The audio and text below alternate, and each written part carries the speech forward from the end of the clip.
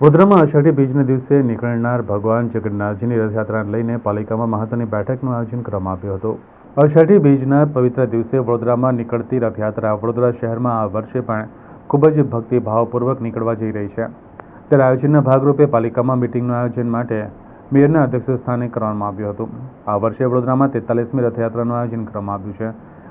ત્યારે રથયાત્રામાં સમગ્ર શહેરમાંથી મોટી સંખ્યામાં નગરજનો ભગવાનના દર્શનાર્થે આવતા હોય ત્યારે તેઓને પણ કોઈ જાતની અગવડતા ન પડે અને રથયાત્રા વિના વિઘ્ને સંપન્ન થાય તે માટે પાલિકા ખાતે બેઠકનું આયોજન કરવામાં આવ્યું હતું. જેમાં રોડ પર આવતા વૃક્ષોનું ટ્રીમિંગ કરવું, રોડ રસ્તા, લાઇટ સહિતના મુદ્દાને ધ્યાનમાં લેવામાં આવ્યા હતા.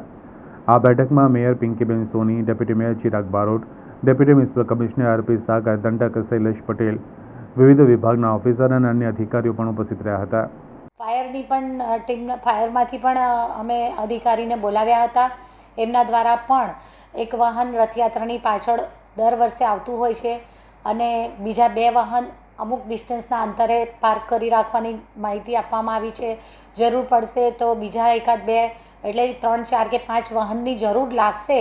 તો અત્યારે આ બધા જ અધિકારીઓને પોતપોતાના રૂટનું પોતાના લગતા વિષયને લઈ અને વિઝિટ કરી લેવાનું જણાવવામાં આવ્યું છે. સ્ટ્રીટ લાઇટ વિભાગ છે એમને અંધારું થયા પછી જ્યાં રથયાત્રાથી જેટલો રસ્તો અંધારું થાય, સાધારણ સાંજનો સમય થાય અને ત્યાંથી લઈને સમાપનનો સમય રાત્રિનો લગભગ અંધારું થઈ જતું હોય છે, તો એમને પણ એવા જ સમયે સંધ્યાકાળથી લઈ અને રાત્રિના સમયના મધ્યમાં સમાપનના સમયના મધ્યના સમયગાળામાં એમને પણ ત્યાં વિઝિટ કરી લેવાની માહિતી આપવામાં આવી છે, જેથી કરી અને આપણે પરફેક્ટ પ્લાનિંગ કરી શકીએ.